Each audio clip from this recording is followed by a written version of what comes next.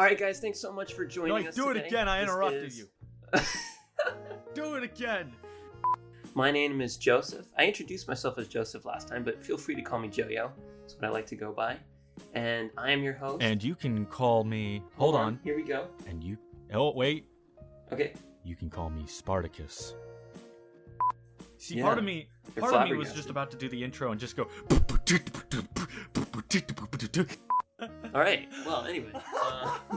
Okay, wait, pause. That was a Pause. that was a bumpy Okay, start. wait, pause. Joseph, pause. I'm just going... And you're like, wow.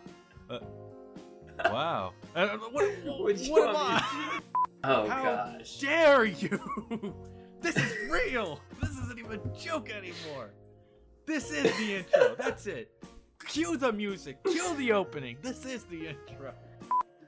All right, guys, thanks so much for joining us today. This is the Spoiled Onions Film Review Podcast. I am your host, Joseph, or feel free to call me Joyo.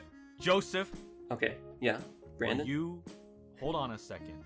I'm gonna have to ask you to do that intro again. Were you rushing or were you dragging? Play it again. Do it again. Okay. All right. Thanks so much for joining us today, guys. This is the Spoiled Onions Film Review Podcast. My name is Joseph, or you can feel free to call me Joyo. And I'm with my co-host right here, Brandon. Say hi, Brandon. Hi. All right, Joseph. That was pretty okay. But please tell me, were you rushing or were you dragging? Rushing? Then why didn't you say so? Hi, I'm Brandon, and clearly the movie we'll be reviewing today is Whiplash. That was good. Cue the music. 5, 6, and... I want to be great. And you're not. We got Buddy Rich here. Little trouble there. You're rushing. Here we go. 5, 6, and... Were you rushing or were you dragging? I don't know. If you deliberately sabotage my band, I will gut you like a pig. All right. Whiplash. Yes, that is... it was a good film. I really liked it. It's a very emotionally all over the place film. A lot of the time it's like both adrenaline, because I put myself in both persons' perspective, like the power to be someone like J.K. Simmons' character so boldly, without restraint, but then the reality that most of us are Miles Teller's character, Neiman, and we're being yelled at. I'm jolting in my own seat. I'm just like, this isn't real. This isn't real. But they acted so well for where it's like I could see this in real life. Right. Oh man, what a movie. Right. Yeah, no, we'll have to get to the acting. The acting was, you know, let me preface our acting discussion by saying J.K. Simmons, I believe he won the Academy Award for Best Supporting Actor for this role. Oh yeah. And I just saw him in a car insurance commercial. And I was thinking to myself, wow, that is two separate leagues right there. Yeah, very different. I kind of feel bad because it's like, I think in real life he's a decent human being, but you can see him get so angry. I know. Even in the posters promoting this film, it's him leaning forward with he has 500 more veins and arteries in his neck than the average human. It's almost All like, right? I don't even know like how they made him look like that. Like you said with the veins, like did they dehydrate him or something? I don't get it. Because like, dude, the guy's shredded. I know, you look at him he's now. actually shredded? Yeah. He's scary. He's like cut, and I mean, I don't understand. Like he shaves his head and he just looks like a boss for this role. And now he's got like the bald spot with like the fading hair. Mr. Clean. And I'm just like, dude, keep it shaved. Or then maybe not. I don't know. Maybe some roles demand it. Like, hey, that hair makes you look the age that you are. You know, he actually reminds me a lot of my old music director. But actually, let's get into the plot so that that we can see how it's similar. Well, actually, movie starts. This is how I want to start because go on. Whiplash is a very interesting film. It is Damien Chazelle's first feature film, which is intriguing as always because he is considered an auteur at this point, or writer director. Basically, the studio hands him money and says, "Do whatever you want," which is awesome. Right. Yeah. So, yeah, so I think the storyline of him getting there is amazing, and I'll just kind of walk us through it. Basically, he graduates Harvard, which is impressive. Congrats. From the film and media program. He moves to California and pursues a career as a writer for hire. He's working on, I believe, a script for one of the Cloverfield Lane movies. And they want him to direct, so he's already got his foot in the door there. But he's like writing this thing, and he's bored. He's like, this is, I mean, we've all been there. We're like, I don't want to work on what I'm working on. I want to do this instead, which is his instead project was Whiplash. And it was inspired from when he was a kid. He did a little bit of jazz drumming. He says he knew he wasn't very good at it, so he quit it. But apparently he had a kind of aggressive teacher that's along the same veins as J.K. Simmons' character. That was inspiration. So basically he pens this story that is personal to him, and he just runs with it. He's like, forget this Cloverfield Lane stuff. I'm running with this script. And I don't remember. I'd have to look up the studio. But he eventually got greenlit. Well, sort of greenlit. They believed in the project, but they wanted him to do a short film as kind of like a proof of concept. And so they did the 15-minute segment, the rushing or dragging segment is what they filmed. It had J.K. Simmons in it, but all the other actors were different, lower budget actors. And it's actually on YouTube. I watched it. It's pretty much the same thing. We'll put a link in the description if anyone wants to go check that out. I actually haven't seen that. Yeah, and it's basically the same thing. It's just like a stripped down budget. Right. Obviously, I could see that happening, because a movie like this, I mean, when you talk about it, when you don't see any clips or anything like that, I mean, what is the plot? Exactly. You have a drummer who's really trying to be a really good drummer, and people don't like that he's trying to be a college drummer boy, and the drummer teacher's mean. Yeah. It's like, well, what is that? That's not money. I want money. It's like, well, hold on a second. There's a little bit to this, and a lot of it does come from the acting. Did you want to give off just a short synopsis as to what the director Chazelle, is that how we pronounce it, Chazelle, was able to create in this movie? Well, yeah, and let me wrap up that story too, because he delivers this proof of concept, shows it at several film festivals. People love it, and then they're like, okay, you're gonna make this feature. Feature gets made, and it has some Academy Award buzz. It's profitable, and then now he's 3 movies into his career. He's already won Best Director. He's like mid-30s. He's done a lot of things that a lot of auteurs in the business right now haven't been able to do, which is impressive. So, but yeah. So the story of Whiplash is pretty straightforward, which is awesome. I love these stripped-down storylines. But to be brief, because we assume you guys have seen it already, it follows Miles Teller's character of Andrew Naiman as he's trying to basically become a professional drummer by attending the Schaefer Conservatory of Music, which is in this world the leading music conservatory in the country. And basically the path to becoming the best drummer is to get into the lead studio band, which is J.K. Simmons's band, or Fletcher in the movie, if you will. Yes. And so most of the plot is Fletcher notices him and eventually lets him in the band. But it's this constant back and forth tug of, Andrew thinks he's getting somewhere, and then Fletcher just basically slaps him in the face, both literally and metaphorically. And right, all of a sudden he's back to thinking, I suck, I'm not very good. So every time he makes a little progress, he's getting yelled at or screamed at by Fletcher, and it's this constant dynamic of, am I good enough? I need to be obsessive and good enough. Yeah. Which leads into what the movie is really about, which is Neiman's obsession to be this awesome drummer, and Fletcher's antagonizing him to move forward. Yeah, the title of this movie is so much deeper when you think about it, right? One, the last song, from what I understand, that they play in the ending scene, that long set, is, I believe, titled Whiplash. Yes. Not only that, but when a drummer is drumming, it's a whiplashing motion, right? With that of the sticks. Sure. Not only that, right? But in this film, he does get into a car accident, which is very much a whiplash scenario. Okay. And everything that he's receiving from J.K. Simmons is like that of a whiplash, an unexpected, a jolt, if you will, that leads somebody into a mental state of like, it's breaking down somebody's normal guard.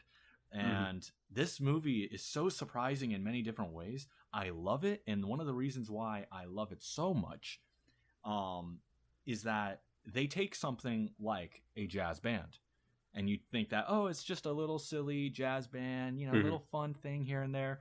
And it kind of opens the curtains to people living outside of this world to, like, when it comes to the professional level, when it comes to the serious and sophisticated level of these arts, it ain't a game. Yeah. This is not a game. All right. It may be for entertainment purposes. It may be in the pursuit of pleasure for those who watch it.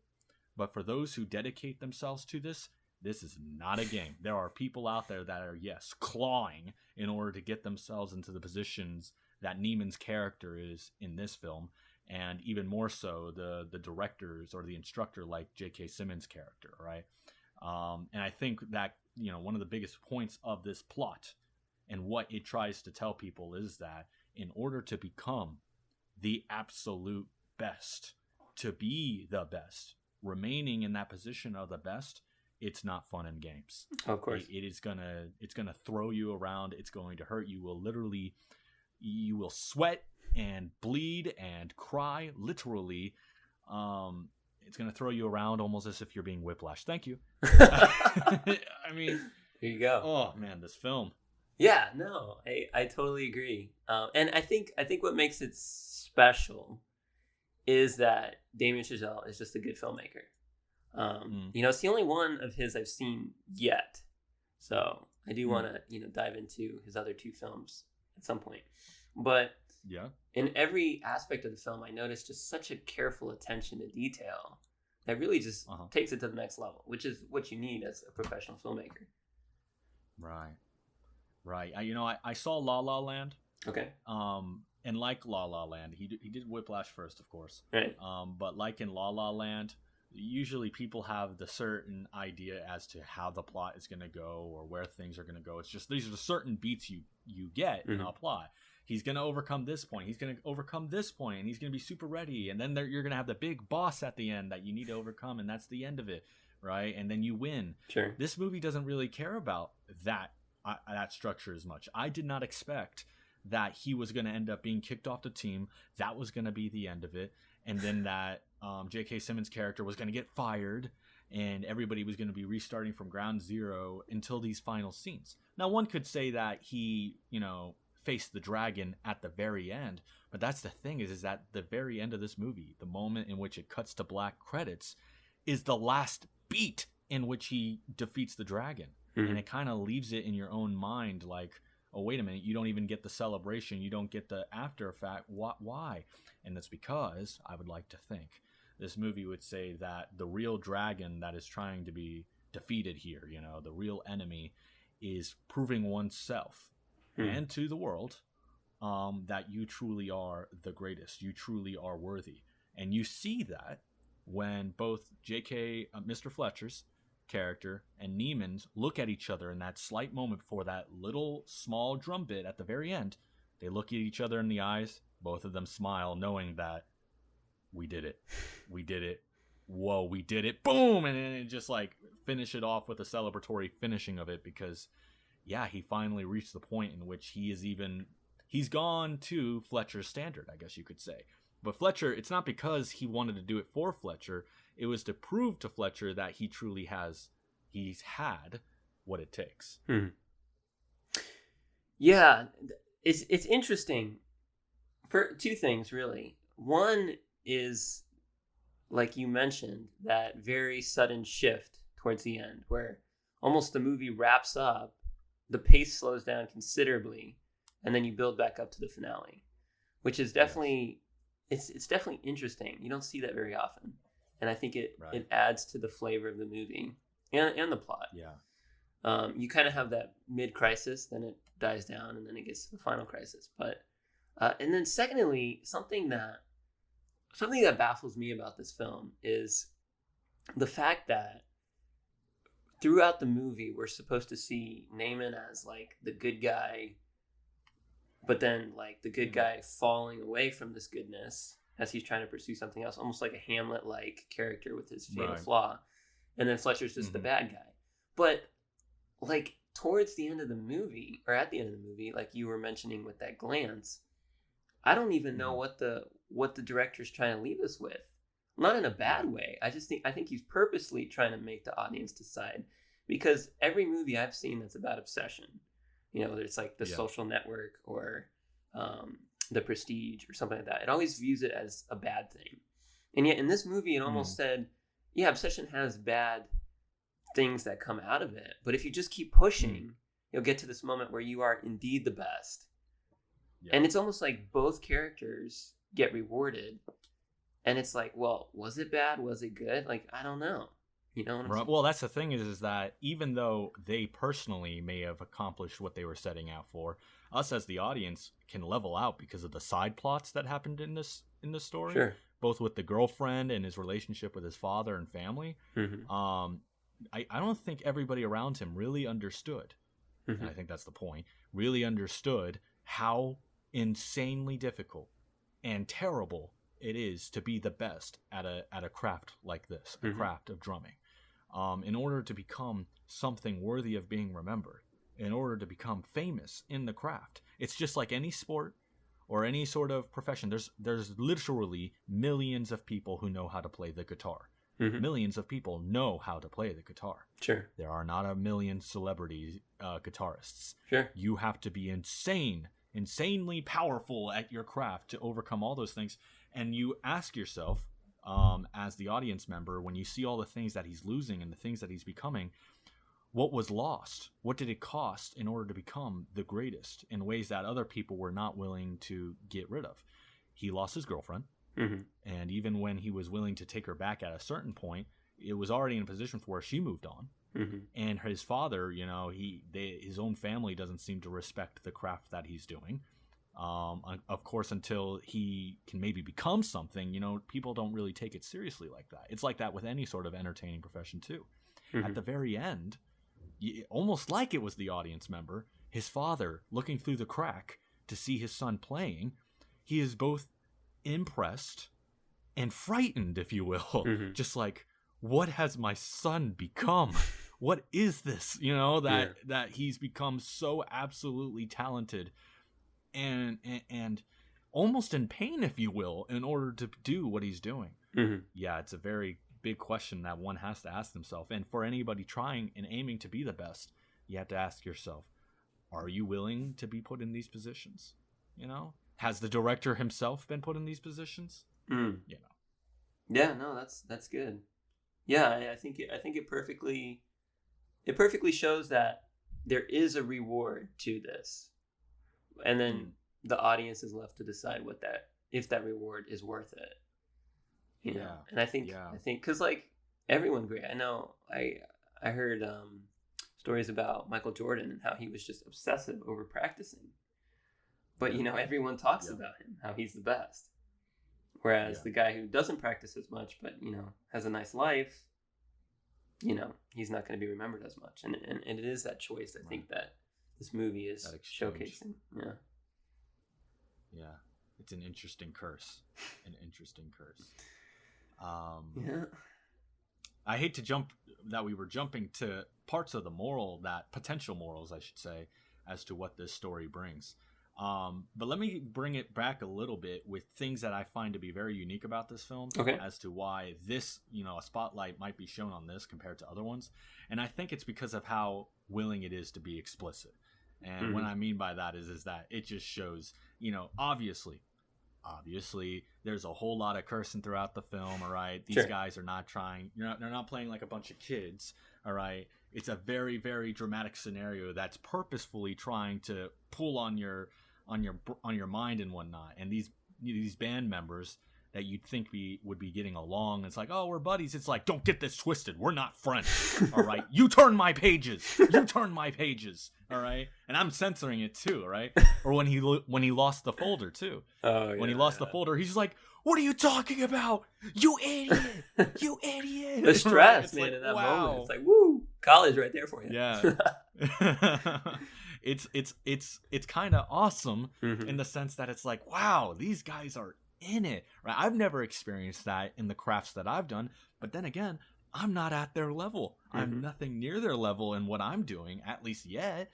Once I get there and these kind of mistakes are being made, is this what it's like? I'm that's the thing. It probably is when you have so much on the line, so much at risk. And I think that's what, you know, the director is trying to say is just like, you guys only see the performance. You don't see how much drama and how much anger and restlessness is going on behind all this before it gets on your screen. You know? Yeah. Very interesting. Yeah. It's good stuff. Very effective. Well, let's talk a little bit about the acting. Because I brought up earlier about the whole, how J.K. Simmons won Best Supporting Actor and then is now in a car commercial. which there was a method to that madness. He was always there. No, but I think even Miles Teller, I mean, he's been in this movie, which he was fantastic in, and then he's been in other movies where, you know, arguably the performance where he was Mr. Fantastic. You're right. Sure, I like that movie. Good call. So I wasn't gonna point at that one specifically. Were you trying to make that joke? He was fantastic in this one. And he was also Mr. God. Fantastic. No, I was not going there, but thank you. Our audience thanks you for that. They were all screaming. Yeah. They were all like, oh, Brandon, that was so funny. Thank you. Thank you, Brandon. Sorry, I interrupted you. No, you're good. Yeah, but I think a good director brings out good performances. People always talk about how the actor, you know, it's up to the actor to have a good performance. I think the director has a hand in that, even if the hand in that is simply walking or stepping back and letting the actor do their thing. Yeah. You know, that alone is a big decision for the director. And I think it really shows in this movie. I mean, you know, Miles Teller, he just, man, he's just good. You know, he looks upset when he's like, and I love the character build. I think this movie is almost 100% character building and character development. Yes. And I think Miles Teller does an excellent job of that. I think J.K. Simmons just is awesome in this movie. I mean, just the animalistic intensity when he's mad. Yeah. It's like he's crying. I don't know what the word is, like lunging. It's crazy. Yeah. It's crazy. Well, I believe it. It is kind of, there comes a point in acting where it's like it kind of is real, even though they don't mean to be this way. The way that they are acting on set is as if they've genuinely become these persons. Yeah, that's where you want to bring it. Exactly. J.K. Simmons, when he's slapping Neiman and all that. Yeah, I can't tell whether or not he genuinely did slap him or not. It looks like he genuinely. I think he did. And I'm like, it's like, oh man, he's crying, and it's just like red in the face. It's like, wow. Just wow. That's another thing, by the way. Miles Teller actually is a drummer. Oh, cool. He's playing all these drum scenes. It's always him. Yeah. He's humble about it though. In the interviews that I saw, he's just like, I'm okay. And then he starts playing. It's just like, dude, you're really good. What are you talking about? He's just talking. You are clearly very good. Yeah. No. Yeah. That was some good playing for sure. No. And that was kind of lucky on Chazelle's part, because I mean, how many Hollywood actors are actual decent drummers, you know? Right. So. Well, that's another thing is that for Hollywood movies, this is why you can really appreciate a movie like this too. Mm-hmm. A lot of Hollywood movies just wants to put the prettiest looking guy they can on the screen and just make it, oh wow, what a nice looking spectacle. This movie makes you uncomfortable, and this person isn't some sort of. Even in today, I mean, he might be cool now because he's a celebrity, right? But he's not some sort of sexy model or something like that. That's not what this movie is doing. Mm-hmm. They're giving you a very, very real scenario. Let's just put it like that. Something that I can see in real life. That's what, I'd expect these characters to look like in the real world setting. And these are the locations that I'd expect also, and the conversations. And it's so effective. I keep saying that word. It's so effective. It is effective. It's not like Chris Hemsworth sitting there shirtless playing the drums. That's what Winking I'm at the thinking of, camera. actually. That's what I'm thinking of, is Avengers like movies. I like Avengers movies and all that, you know. But it's like I'm thinking of Iron Man when he came back from space, just going like, I lost the kid. And then Captain America saying, Tony, we lost. It's like, shut up. All of you, shut up. I'm sorry. We I'm sorry. have It got makes to sense talk in their about world. Endgame, because I could go on a while for that. Ugh. Anyway. Well, next episode, I guess. Next episode. Don't hold me accountable to that. I'm not in charge of the series of the movies that we're doing here. Don't hold me accountable. Well, listen, audience, listen closely. If you think we should review superhero movies, if you think superhero movies even qualify to the film level, then drop a comment and tell us which one you'd like to see. If you want me to review the Teletubbies movie, we'll do it. It'll be an awfully short podcast, but we'll do it with enough requests. Yo, have you ever seen Teletubbies in black and white?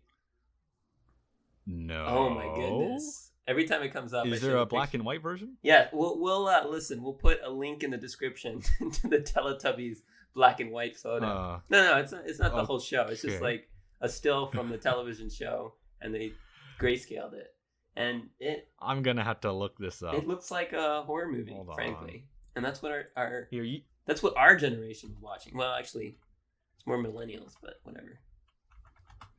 You keep talking. I'm looking it up. Elevator music time. What in the world?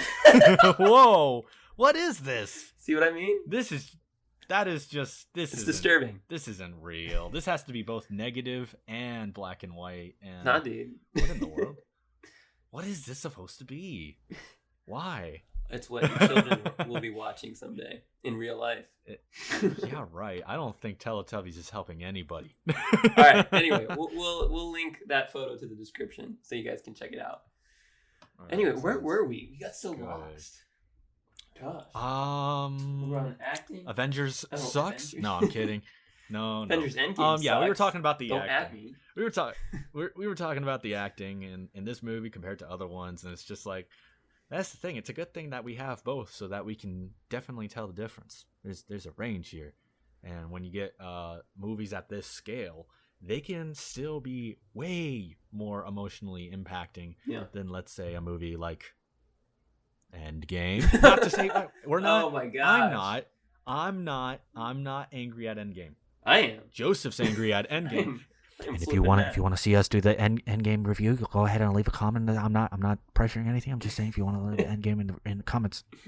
That's true, guys. If you want to hear my rant on why Endgame is terrible, then okay, it's not terrible. Anyway, we'll get there. Comment. When we left the theater,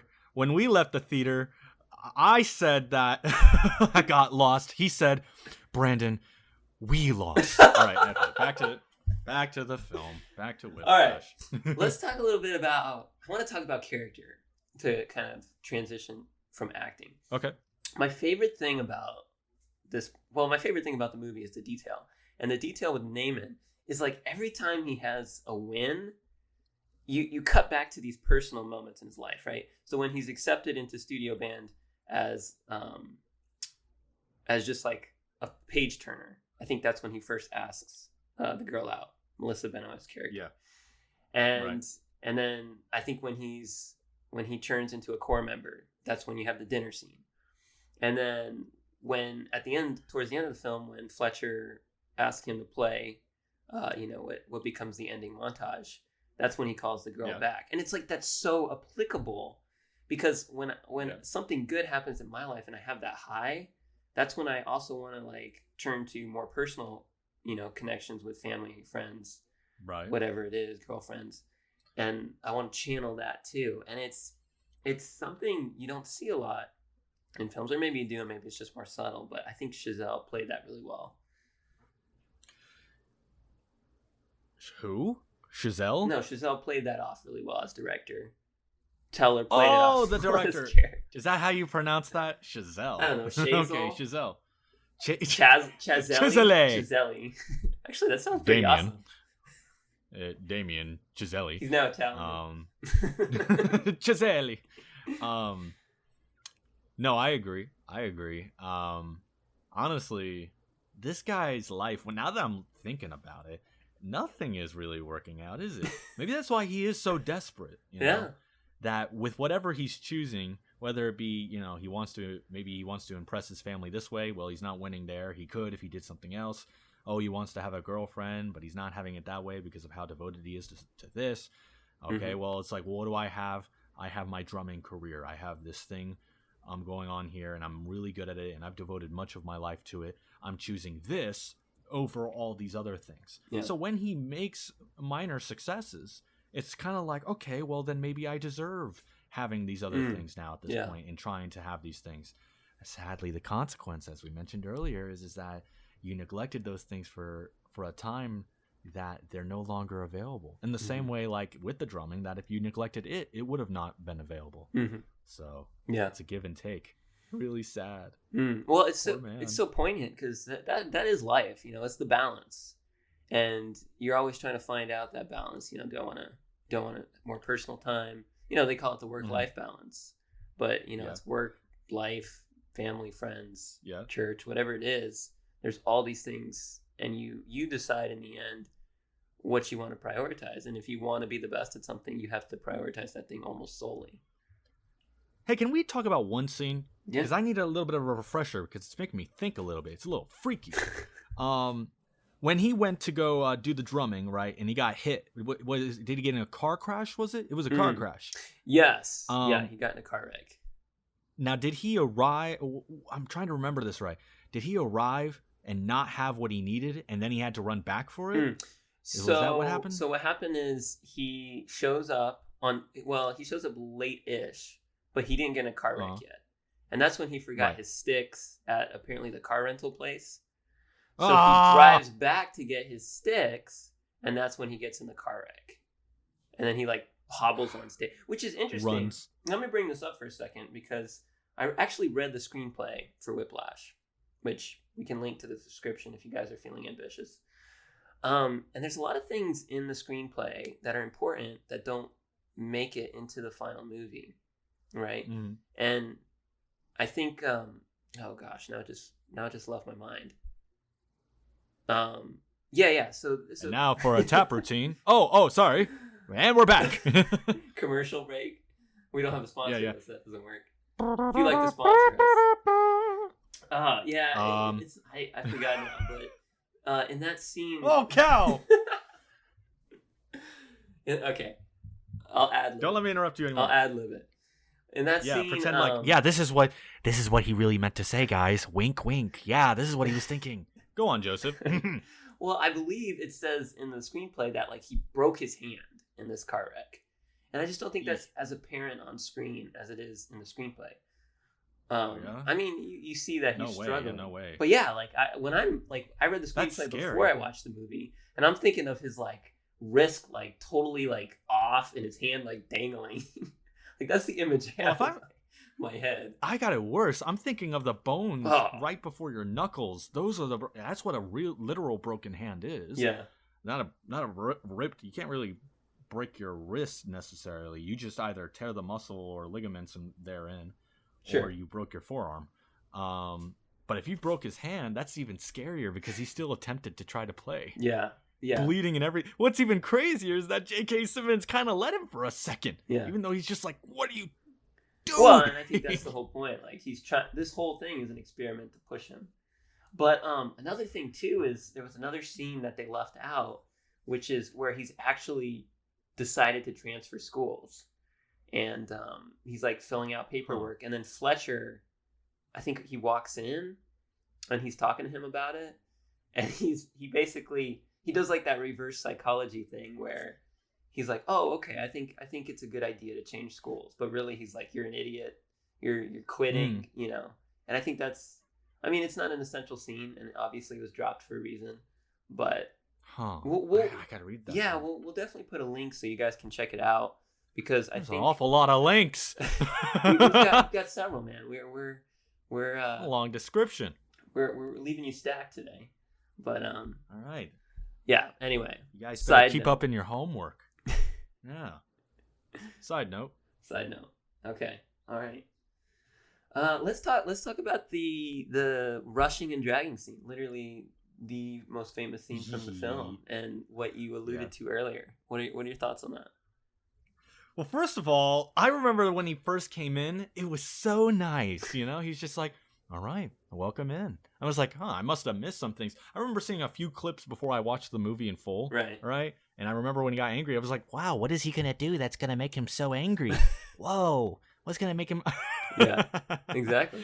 Right? And he was really nice at first, and I genuinely think that he was being nice when he was nice to him. Mm-hmm. He doesn't judge you for something you haven't done. And when you do fail, yes, he will. He will respond accordingly. You know? Quite the response. Part of me thinks like, you know, it's hard. I can't tell because I'm not a drummer. Mm-hmm. It's not easy for me to be able to tell if he was rushing or if he was dragging. Mm-hmm. I wasn't able to detect it as easily as everybody else, right? Mm-hmm. Or maybe they are. But it didn't matter. Because the point of the scene was that obviously he wasn't doing it in the rhythm that he would have it, and it was making him so mad for some reason. I don't know what Fletcher's gone through in life, but he must have had so much failures in the past that he has come to find that this is the most effective way to actually get somebody in the right position. Slap, slap, slap. He doesn't just slap him either, right? It's because he's not being 100% honest either, right? It's like you can't tell me whether or not you're rushing or dragging. Yeah, explain that. Oh, man. It reminds me of like my old director for where, I mean, he was like this. I was like, dang, man. Back in high school? No way. But he would ask simple questions, and for some reason, even like someone like myself, it's like we avoid it for a second. It's like, why are you avoiding it? Just answer the question. We got to get this work done. Right. We got to get this done. And in this case, it's just like, this is not your high school drumming band, okay? Mm-hmm. Mm-hmm. You're playing with the big boys now. Yeah. We don't have time for you playing games and pretending like you're not messing up. If you're messing up, fix it. All right. And so since he's not, you know, he's still relaxed. He's still in that old mindset of as to how to play. Sorry, I was just remembering something about the girl or something like that in an earlier scene. I can't remember it properly. You know what, Joseph? You just take no. You can't leave us on that cliffhanger there. Hold on a second. I think he made a comment about one of the girls, but there's no way I'm gonna remember how he said. Oh no! I know. I know what you're talking about when he. Okay, so when he's like visiting, she didn't have a chance or something. When he's visiting. So there's the studio band, and then there's like the lower bands, and he goes to visit the one Naaman's in. Yeah. And he eventually recruits Naaman out of there, and he goes through all the players. That answers that question. Yeah. That's what it was. That answers that question. Yeah. So he's going through. What did you say? He's going through all the players, trying to. They play a little bit for him, and he basically just insults every one of them, and then he gets to the girl. It's a little, you know. Anyway. He gets to the girl. I don't remember. And he's like, oh. I'm assuming it was something along the lines of, oh, are you here because you're actually good, or is it because of you're a girl? And yeah, exactly. And she plays, it's like, oh, well, that answers that question. Yeah. Oh, yeah, that's man. basically what it is. So it's a little sexist for sure, but I think it just frames his character. I don't know if it's sexist. I think he doesn't care. That's the thing. Even if what he's saying is sexist, it's just like, he just does not care. He's like, this. I'm not here to be your motivational speaker. I'm here to get the work done. He's doing the opposite, man. He's like, I'm here to tear your life apart speaker. Like that whole right.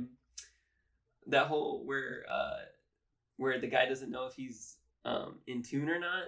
He's like, what are you looking at, a Mars bar or something? He's just like insulting him after insult after insult. Yeah. It's like, oh wow, okay, game time. And what's worse about that scene is that he already knew it wasn't him. Yeah. He was like, that guy was just worried that it was him, and because he couldn't actually tell, right? He was so afraid that he couldn't even tell if it was him or not. Mm-hmm. And he's just like, then get out kind of thing. Mm-hmm. And he does. He leaves. Mm-hmm. He's just like, by the way, it was this guy that was messing up, but he didn't know, which is just as bad, right? Why did the other guy get to stay? That's my question. It's like...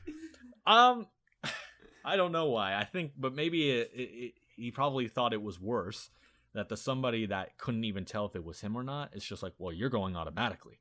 Mm. It's just like, all right, well, hopefully the other guy who messed up learned his lesson, because if he doesn't fix his game, he's next. That's fair. The poor guy. Was there a Mars bar down there? Oh man, I know, dude. I know. It's a crazy film. But everything about Neiman. Your mother left you when you were a kid. no, Slobbering all over my drum set like a little girl. that was just brutal. Oh man. Oh, the seat height. Oh, now you've got it. It was the seat height. I know. It's so good. The Man. banter is just so good. The dialogue is well written. So kudos to him. Yeah. Well said. Well said too. I don't know, like I'd have to see the script. It Yeah. may have been written exactly like that. And if it was, that yet again shows how good these actors are, because it's like you're speaking it like like it's just coming off the top of your head, like this is what you're saying, even though it's something you memorized. Very interesting. Yeah. Well, again, we'll have a link to that. You guys can check it out. So what I want to transition into is the technical aspects of this film, because my argument is that the best thing about this film is the technical aspects, which no one is really going to notice. So like, there's so many things I want to talk about, but let's start by discussing the editing. The way it's edited is beautiful. Like the slapping scene during Rushing and Dragging. Every time he slaps, there's a cut. And this is something that happens throughout the whole movie. Every time there's a drum hit, there's a cut. Well, okay, don't quote me on that. Every time there's like a close-up drum hit, there's a cut. If it's just playing the drums far away.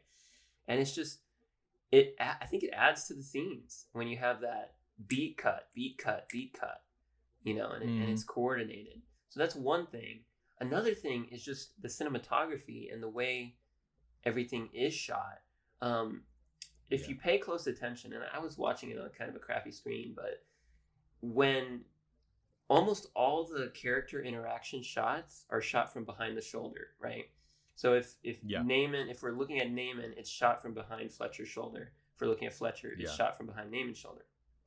Yeah, you'll even see their head. Exactly. Kind of like blurred, and you'll see the focus of the person that they're wanting to focus of in that moment. So you can still have that intimacy between the two characters while having the proper focus. Yes, and here's what's key.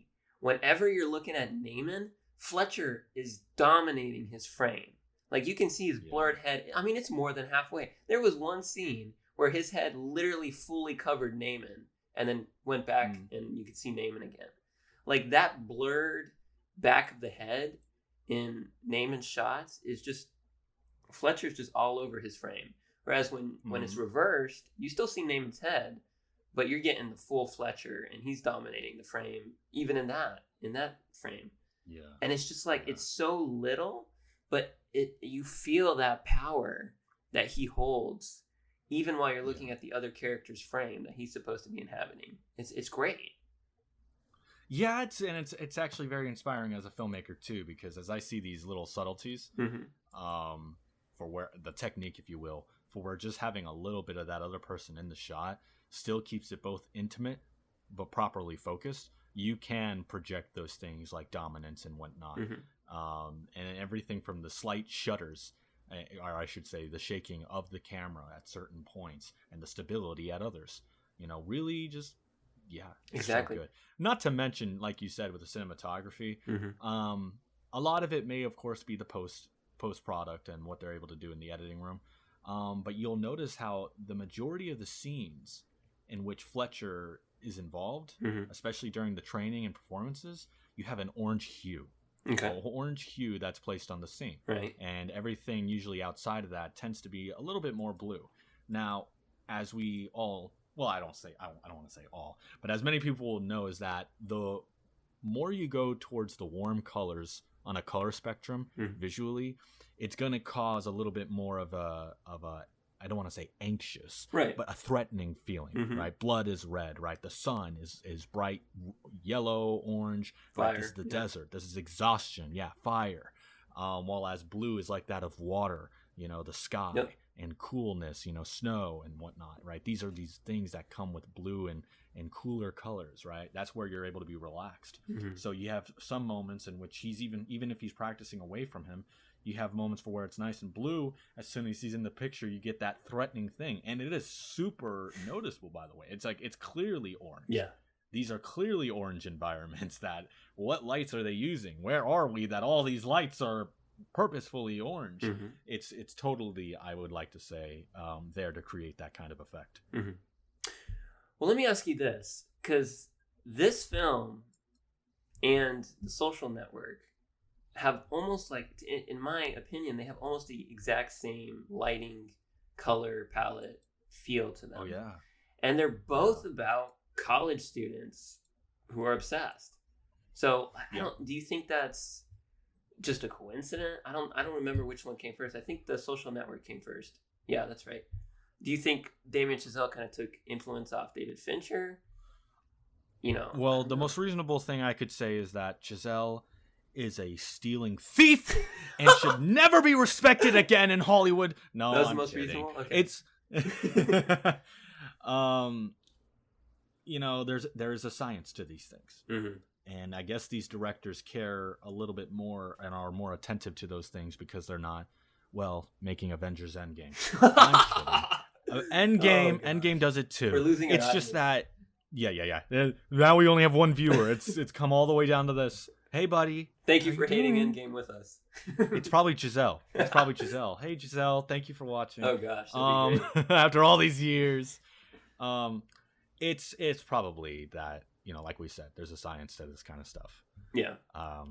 When you're creating, let's just say, much more grounded films based in reality, there's only so much you can do to the scene in order for it to emote the proper emotional responses. Emote the emotional responses from those actors, other than just their acting. Well, what can we do? We can use music. We can use lighting. We can use the way we move these cameras to take what is frankly a regular real world scenario, a typical scenario that does happen in the world, and elevate it to that of this much more personal level because of these things. After all, we're not there. It's not even like that of a theater. I am not in the room. I am looking at a flat two-dimensional screen. So I will never be able to experience it in the way that these characters do. So what can we do to make up for that, being that it's a flat screen, being a two-dimensional view, in order so that we can make up for what is lost by not actually being in the situation? And so we'll manipulate these colors. We will manipulate these sounds, and we'll act a certain way and whatnot, and make the proper cuts, make the proper movements to simulate that as best as possible. Think about it. This does happen at many different levels depending on the movie. When we're running around in a scene, how many times is the cameraman just shaking that camera as he's running down there, true. right? But it's stable in other points, right? These are purposeful things. They can own a crane.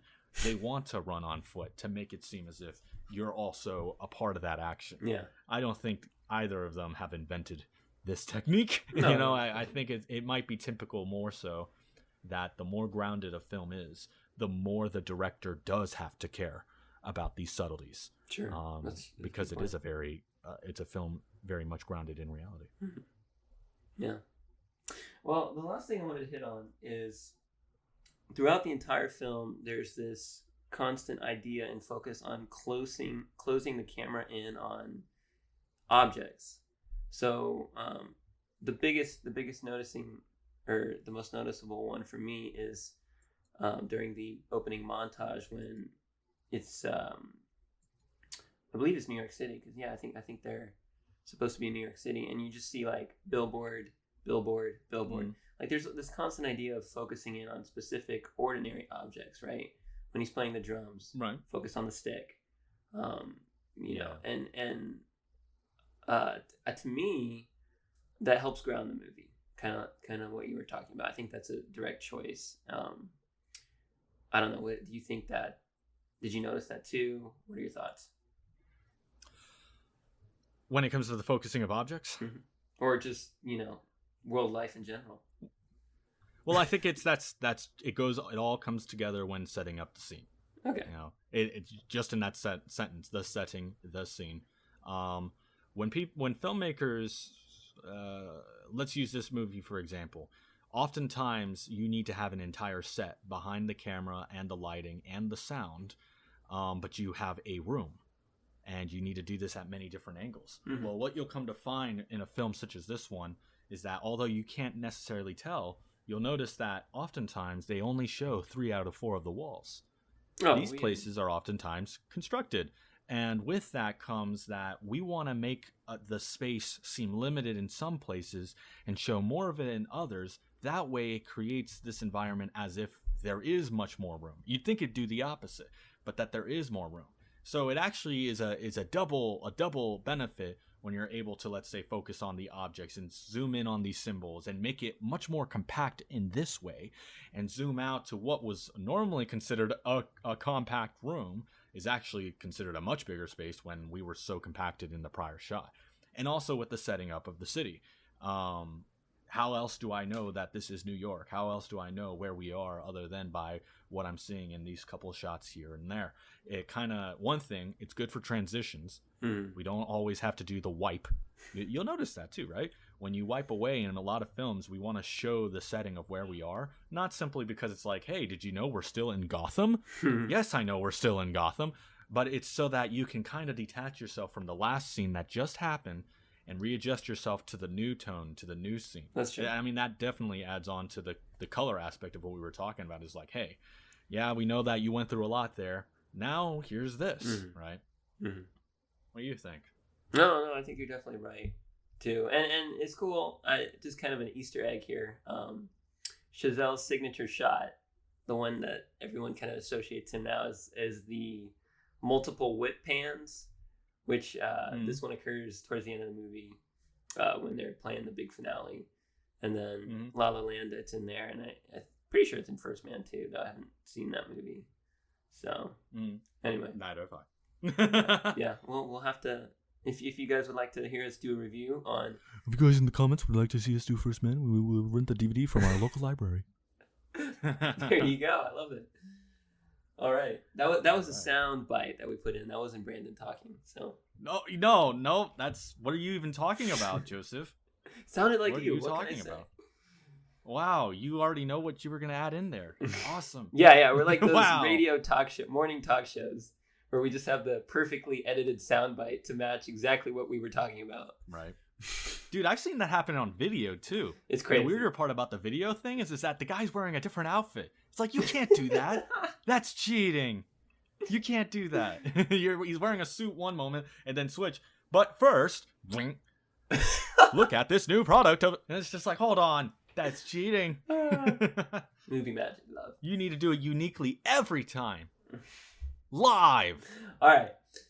Well, we've been going for a while, so why don't we tie a bow on it? Talk about the moral, which we did kind of hash out a little bit, but sure, just a little bit. Yeah, I mean, we didn't really dive into it. It is a movie about obsession, and I think the crux of the entire idea of the film is when it's Naaman and Fletcher sitting down having a drink, and Fletcher says the two most horrible words, I'm paraphrasing here, in the English dictionary are good job, right? And looking objectively at this film, that's a terrible thing, right? Because good job is, I mean, I have been, as an artist myself, I like showing people my stuff and I want to hear them say good job. You know, I have the same artist syndrome where I hate critiques because it's like, I don't want you to criticize it. I want you to say, great, it looks great. You did awesome. Your work is important. It matters. But at the same time, I can step back and look and see you're never going to be great unless you are torn apart, like Fletcher tore Naaman apart. And so, you know, at the end, it comes down to, do you want to be great or do you simply want to be good? And it's a challenge. It's, no one wants, you know, to constantly be torn like that, but in a sense that's what it takes. And I think this movie is unique in that it doesn't make obsession look like this horrible thing. It's saying you got to choose, you know, there's pros and cons to each. I think there's two things that this movie shows. Well, first thing that I can just hit on and then walk away from is that it helps people who see very talented people and have a relationship with talented people, and they'll notice perhaps an obsession, a seemingly obsession, and it helps them to understand that it's not that I'm obsessed because I don't want you. It's that in order to be the best, this is the level of effort that is oftentimes required. And in the sad scenario, you know, at the very least, for people who are in relationships or related to those who are this deep in their craft, it can come off as an obsession, and they may come off as if they don't care. I don't think it's because they don't care. It's that in order to achieve this level, this quality of craft, there are a lot of sacrifices that they have to make, and it tears people apart, and it tears Neiman apart. The second thing, which is the more important moral, I think, is that I do believe Fletcher is right. I do think he's right. I think the way he goes about it is not the way I would, but actually only reason is that I think he's being selfless why he does it the way he does. He does not care if somebody likes him. He does not care if they are happy because of him treating them nicely, or if he wasn't as harsh. All he cares about is ensuring that the artist, or in this case, let's say the drummer, is actually doing the best they possibly can. He'll find someone else, or he'll get someone over here. He does do that in this film. This is not just about, you know, it is for you in the end. If you convince somebody that good job is enough, then they'll only ever do a good job. Exactly. That's not how greatness is born. And that's what he tries to tell Neiman too, is that his behavior has everything. It's calculated on his side. It works. It does work. It did work. It did push him to that level. The only reason I wouldn't do it is because I think, well, it's a cruel thing to do, to be mean to people. We shouldn't be mean to people. It's like, well, okay, but for him, it's like the reason I'm not mean to people is that I want people to come to be me for security, for, you know, for counseling, guidance, and a lot of that is compromised when all you care about is improving that person in their craft or whatever it is that they're dedicating themselves to. And with that can at times come a very, very scary, brutal honesty, which is that you're not good enough.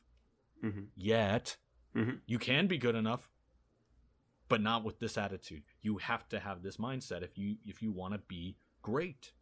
And so with that, it's like, a lot of people understand, I guess, Neiman's scenario, for where it's like, yeah, we have directors that are like this one moment and are our best friends the next. And it's not because they have bipolar disorder. It's that oftentimes as humans, this may very well be what is required to go beyond the barriers in our own mind that say, you know what, that was good enough. That was pretty good. I'm done. I'm pretty good. Yeah. I don't need to go further. And then go from there and say that, okay, now I'm going to try to be a worldwide artist. It's like, you've gotten it all twisted. It's not good enough to be good enough. Just like an American Idol. A lot of those people in there think that they're pretty good. Millions of people, I can't say millions, hundreds of thousands of people for American Idol told themselves that, you know what, that was pretty good. But they weren't great. Thousands and thousands and thousands of them were not great. Even I can say this, and this is where I'll end it. I auditioned for America's Got Talent with my singing group. We were good. But we had nothing unique, and we most certainly weren't mind-blowing. We were just pretty good. That's not enough anymore. This is, you know, we have the luxury of living in a society for where we can focus on these arts, and because of that, anybody I shouldn't say anybody. That's not true. Anybody can cook. It is a lot more accessible. Let's put it like that. The ability to devote yourself to these crafts, you have more of ability in this age than any age prior. So because of that, you have more competition. You have more standards than any time period prior. That's pretty high standards considering the ages that have passed. So Sure. That's what I'll leave it off with. Very impactful. Yeah. This movie. Yeah. That was good. I want to ask one more thing. Not to break that perfect ending. But wow. In the film, during the finale, they start playing and Neiman doesn't have the music. And he sucks. Yeah. He's trying to improv, but it's not working. And this is like in front of the big shots. And Fletcher walks up to him and says, You didn't think I was an idiot. I know it was you. And he's clearly referring to how he got kicked out of school. Yeah. So my question is to you, because I think I know the answer. Yes. My question is, do you think that Fletcher did that specifically as revenge, or do you think it was his final push to see if Nayland would actually rise to that level of greatness, which he does? I think it was out of revenge. Okay. But I think that's the thing. I do think it was out of revenge. But in the middle of him actually going, you can kind of see the transition. You know, I mean, that's the thing. I haven't thought of it the way that you just proposed that question. Either, you know, Fletcher is a really great actor, or, you know, or that is genuinely the point in which one could prove themselves. But I really do think it was a matter of revenge. Okay. Because, well, let's think about it, right? What's more reasonable? That he genuinely told all the players to play a song that he never learned and have him fail, obviously, and then expect that somehow he's going to also play a different, you know, Whiplash song or something like that completely outside of their set, and hope that the other band members are going to do it too. And then while he's doing it, say stuff like, "I'm going to gouge your eyes out," right? I don't know if that makes as much sense. I think, though, halfway through it, he sees the genuine talent. And he's just like, wait a minute, what is this power, right? He's like, this is genuinely good. This is genuinely impressive. Something has ignited in him that I've wanted to ignite in him for forever. And now that he's seeing it come through, his devotion, Fletcher's devotion to the art and craft of what they both do superseded his revenge, in that, just like in the beginning, what he really cares about is bringing people to absolute excellency. And he actually was starting to believe it in the middle of that song until the very end, in which he's fully in on it. It's like, yeah, do it. Mm-hmm. And almost to the point, because think about it. He even, as he was ending the song, he was continuing with his solo. And he's like, what are you doing? Hey, you don't need to keep going. No, what are you doing? Like, and almost in concern, but he was still going anyways. And that's when you can see, like, in the very end, as he was giving the final signal, there's a smile there. It's just like, welcome, like, welcome to excellency. Boom, right? Yeah. So that's how I see it. Okay. What do you think? I mean, I would disagree. I think it was all part of the play. Oh, yeah? Well, oh, yeah? I think it's difficult. It's difficult to say. Go ahead, Joseph. No, because... Go ahead. Because then you would... Well, it's so... Okay, here's what I'll say. I'll say I disagree. I won't explain why, and I'll say read the screenplay. Because I will tell you this: the screenplay is a different world. There's more information, and I think, which I don't know if Chazelle. I'm assuming Chazelle had to crop it down due to time and budget and whatnot, which is sad. And I think he presented a movie that he was happy with, though, so I'm less sad. But yeah, read the screenplay, guys. It's a different take. It's good. Yeah, I'll have to take a look too, because maybe I'm missing something here. Well, maybe I'm missing something. There's more stuff in there, you know, and it's unfair as just the viewer of the movie to say you're missing something. It's not fair. All right. Well, are we done? Great movie. Yeah, how many onions out of 10 onions would you give Whiplash? Should we do a percent? Should we do an onion meter? Yes, please. That'd be cool. We're not approaching. Is it a copyright fresh issues onion at all? No, we're fine. We're fine. Trust me. I make a good lawyer anyways. Oh, okay. But go on. Okay. What would I give it? I'd love to defend your case. Are we doing percentage, or how are we doing it? Sure, whatever. Sure. Well, percentage seems like it's the... Out of 100 onions, How many onions do you give this movie? I'm going to say it's certified fresh. Okay. Certified fresh. Well, hold on. Man, this is a tough one. I'm going to say 90. See, you should have just did the 10 onions. No. See, 90? You might as well have said 9 out of 10 onions. Okay, 92, whatever. Okay. Does that make you happy? The one reviewer. It's not perfect, and no movie is, but yeah. I think it's pretty close. You're wrong. Oh, I'm wrong. You're wrong. Oh, okay. Avengers Endgame is a 100 onion. And yeah, we're I will DC cherish fans, it. guys. All right. Yeah. Suicide Squad is the best movie that was ever made. That was 100. And anyways, which one? The Suicide Squad? Oh, sorry. Well, it hasn't been released yet, but by the time everybody's listening to this one, maybe it was. Okay. I saw it. It was good, better than the original. Wow. The original, the 4-year-old original. Wow, the remake. Getting a remake 4 years later. Wow. Anyway, if only they could do it for Endgame. I'm kidding. All right, I give this movie.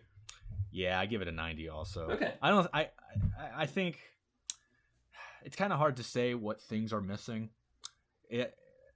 I could give it 100, but what does that even mean? Am I saying that this is the pinnacle of all cinema?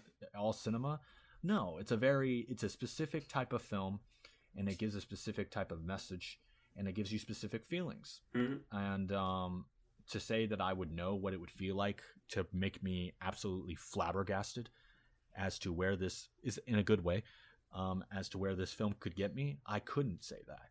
But this one does a really good job as to getting me where it did. And I'll give it a 92 onion out of 100 onions. The barrel is packed with so many onions They're rotting. that the onions will not rot. No, they won't rot. They will spoil. The less onions, somehow they spoil more. Yeah, no, not rot. You fool! Oh, gosh. Copyright right there. Well, thank you for listening to the Spoiled Onions podcast. This is Brand speaking, and it looks like we're going to be checking out. Make sure to look into all those links in the description. We have our liking and disliking button, but pretend as if we don't have a disliking button because you're a good old fan, aren't you? Joseph, you have any other closing out words? Oh, yes, of course. Let me just say thanks again for joining us, guys. Thanks for bearing through our ranting. If you would like, you can leave us a 5-star review on iTunes or whatever star you think we deserve.